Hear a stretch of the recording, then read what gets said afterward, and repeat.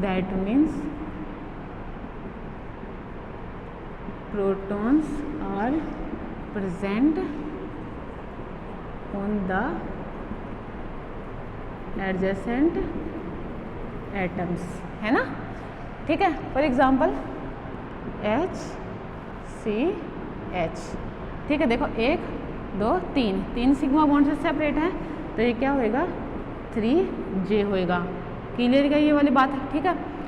ये जनरल जो coupling constant है इसका मान 1 से 7 हर्ट्ज तक है, या शायद 1 से 3 हर्ट्ज तक है। चलो ये मैं देख के बताऊंगी आप लोगों को। ये वाली चीज़ है, इसका मान कितना होता है, फिक्सन मान होता है इनका उसी वैल्यू में। जैसे अपन पढ़ते हैं ना, कपलिंग कांस्टेंट का मान क्या होता है 1 से 20 हर्ट्ज के बीच में होता है, तो वो जनरली यही चीज़ है, ठीक है। नेक्स्ट देखो तीसरा क्या होता है, long range coupling constant.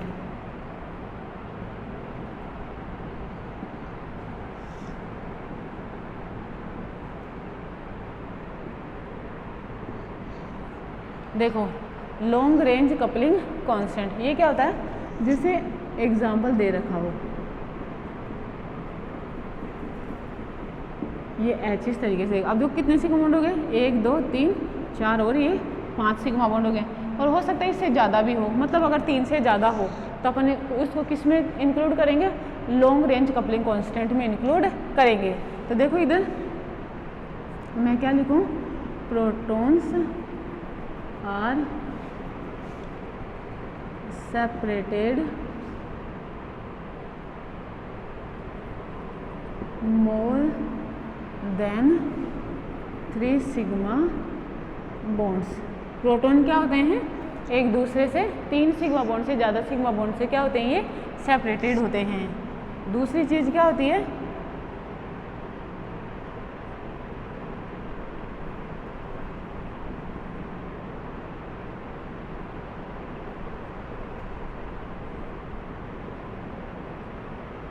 they do not have any relationship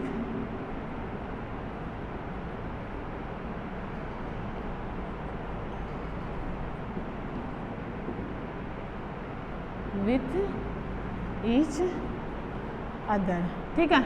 ये वाली चीज़ होती है। देखो इनमें किसी प्रकार का कोई रिलेशनशिप नहीं है।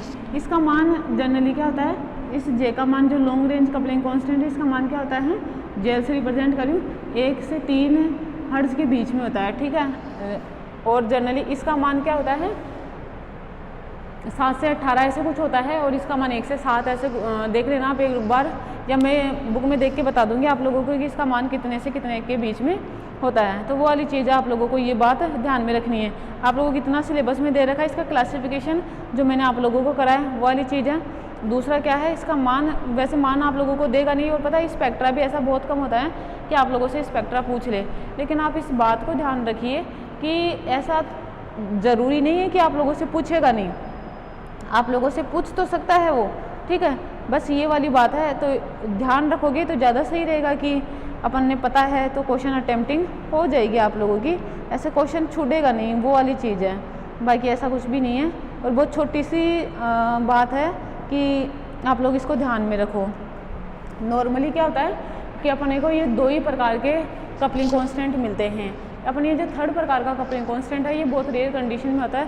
नॉर्मली मैंने कहा इसको डिटेक्ट भी नहीं किया जाता है। जिनके मान कम होते हैं ना, उनको नॉर्मली क्या होता है, डिटेक्ट नहीं करते हैं।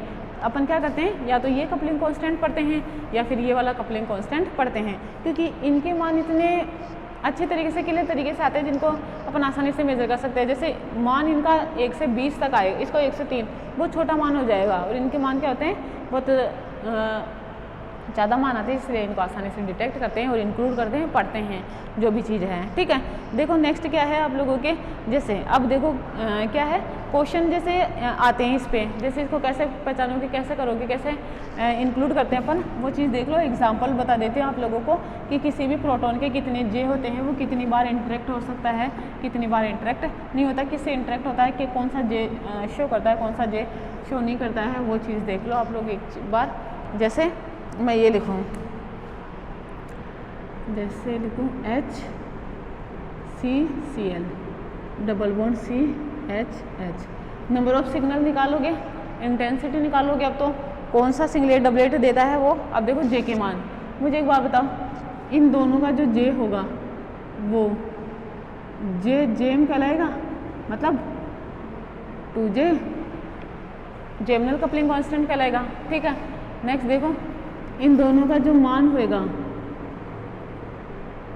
वो J3 कहलाएगा, और इन दोनों का भी मान होगा वो क्या कहलाएगा, J3 कहलाएगा। ठीक है, देखो इसको नाम दे दूँ A, B और C।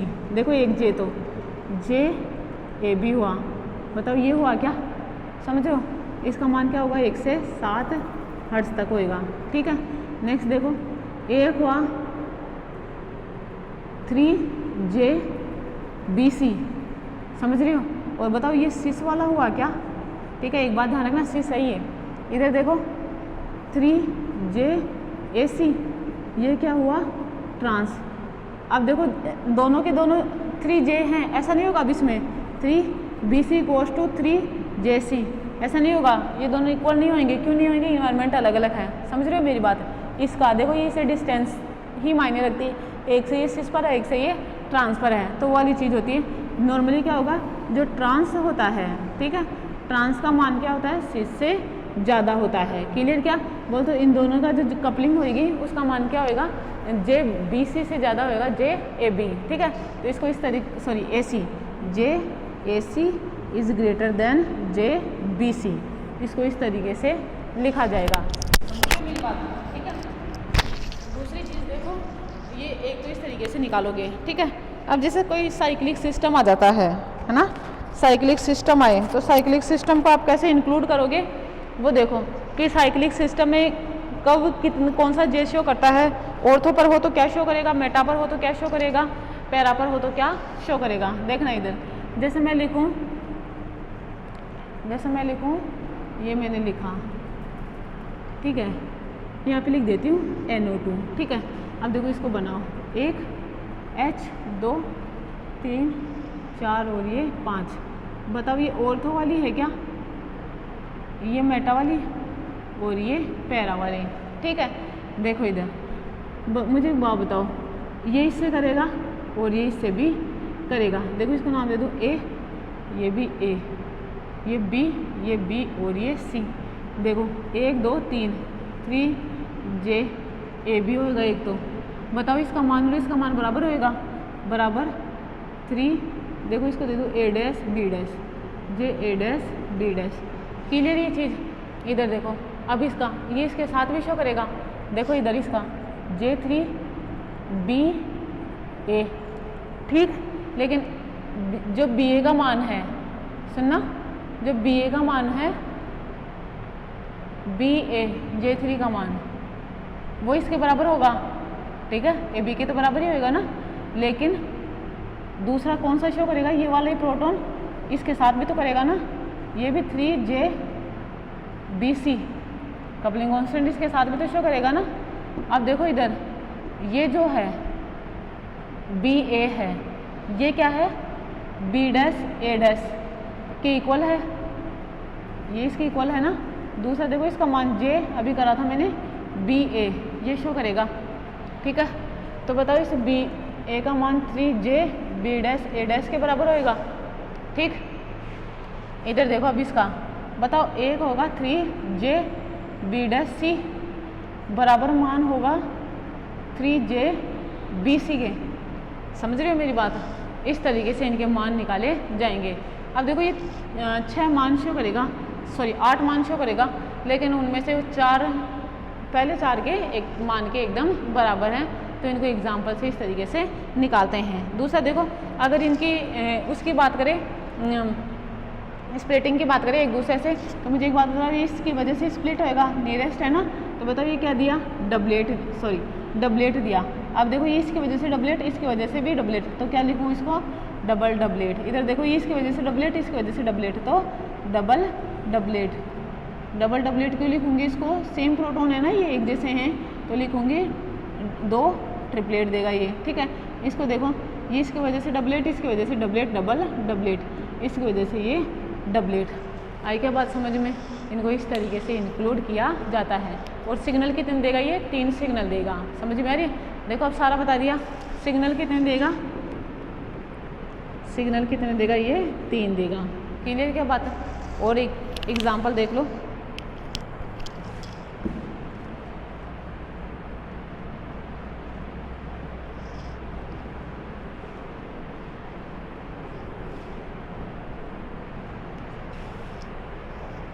जैसे मैं लिखूं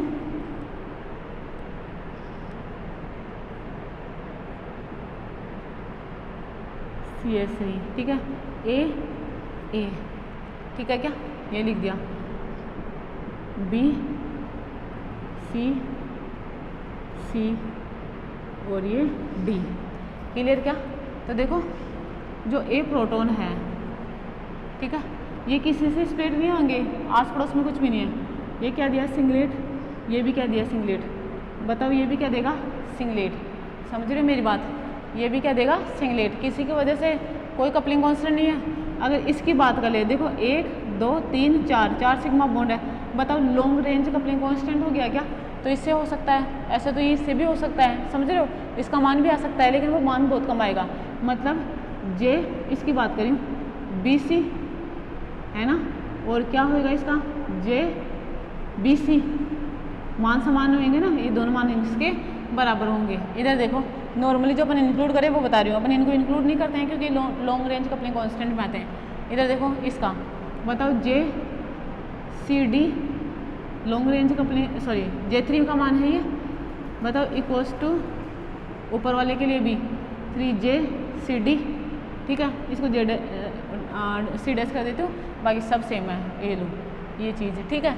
अब इसको देखो 3J डैश 3JDC का मान क्या होएगा, एकदम समान होएगा। समझ में आ रही है मेरी बात है। कितने देखो इसके साथ कर लिया ये, है ना, ये इसके साथ करा, फिर ये भी इन दोनों के साथ करा, तो इस वजह से कितने आए, 4J के मान आए, ठीक है। ऐसे बराबर हो तो आप रख के देख लेना कि प्रोटॉन यहाँ पे हो सकता है, प्रोटॉन यहाँ पे हो सकता है, ठीक है। एक और एग्जांपल लिखूँ, जैसे समझना, मैं ये लिख दूँ, ये देखो एस्टर लिखा है ना, एस्टर। आप लोगों की बुक के भी एग्जांपल देख लेंगे एक बार, पहले ये देख लो, जिसमें लिखूँ एक प्रकार का प्रोटॉन मतलब B और ये C, ठीक है क्या। अब देखो ये क्या देगा, सिंगलेट देगा, ये क्या देगा, इसकी वजह से 4 लाइन देगा, मतलब मल्टीप्लेट, है ना, मल्टीप्लेट देगा। ये इसकी वजह से क्या देगा, ट्रिपलेट देगा, ट्रिपलेट। समझ गए ये वाली चीज़ ना। दूसरी चीज़ देखो, अब इसको मैं लिखूँ, इसको इस तरीके से लिख देती हूँ, H, ठीक है, H, और ये देखो CH और ये H। ये टाइप का था ना, किसी से स्प्लिट नहीं हो रहा, कोई J का मान नहीं होगा, वो होएगा ना 2J, वो वाला मान हो जाएगा इसमें, इसकी वजह से। क्लियर क्या ये वाली बात। दूसरा देखो, और सेम तो नहीं करेंगे तो 2J क्यों होएगा, सेम प्रोटॉन आपस में वो नहीं करते हैं, कपलिंग नहीं करते हैं। इधर देखो इसका मान होएगा वैसे ही, ये B C, तो क्या होएगा, JBC हो जाएगा, इक्वल्स टू, मुझे एक बात बताओ, 3JBC 3JCB का मान क्या होगा, एकदम बराबर होएगा। चाहो तो ये किसी भी प्रोटॉन के लिए देखें, चाहो तो इसके लिए देख ले, चाहो तो इसके लिए देख ले, इन दोनों के लिए देख लो, इन दोनों के लिए देख लो, इन दोनों के लिए देख लो, ये इन तीनों के साथ बराबर एकदम सेम J का मान शो करेगा, ये तीनों इसके साथ सेम J का मान शो करेंगे, या मैं कहूँ ये वाला प्रोटॉन है, इन तीनों के साथ सेम J का मान शो करेंगे। लेकिन सेम प्रोटॉन कभी भी आपस में कपल्ड नहीं होते हैं, डिफरेंट होएगा तो ये होएगा। जो आप लोगों की एग्जांपल बताया था ना अभी, जैसे एग्जांपल आप लोगों को बताया था ये सॉरी डबल बॉन्ड CH, यहाँ पे देखना ये केमिकल इन्वायरमेंट इसका अलग होएगा, और केमिकल इन्वायरमेंट अलग होएगा तो दोनों H जो हैं ये अलग अलग प्रकार के हो जाएंगे, और अलग अलग प्रकार के होंगे ना तो इनके तब इनमें कपलिंग होएगी, और अगर कपलिंग हुई तो जनरली क्या करेगा, ये कपलिंग कांस्टेंट का मान देगा, अपने में क्या करेगा, जेमिनल कपलिंग शो करेगा, और जेमिनल कपलिंग शो करके क्या करेगा, कुछ ना कुछ J का मान आएगा, जो क्या होता है 1 से 7 हर्ट्ज के बीच में होता है। देखो आप लोगों के सिलेबस में इतना था, ये आप लोगों के coupling constant spin coupling complete हो चुका है।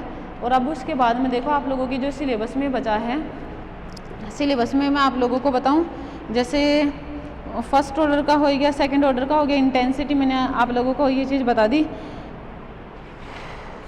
अब आप लोगों के देखो सिलेबस में हैं NMR स्पेक्ट्रोस्कोपी के यूजेज, इसके यूजेज क्या होते हैं, ठीक है। एक तो वो चीज़ देखेंगे अपन NMR स्पेक्ट्रोस्कोपी का यूज़ क्या होता है, एक वो चीज़ है। दूसरा जो केमिकल शिफ्ट है, केमिकल शिफ्ट किससे प्रभावित होती है, कौन कौन से कारक उसको प्रभावित करते हैं।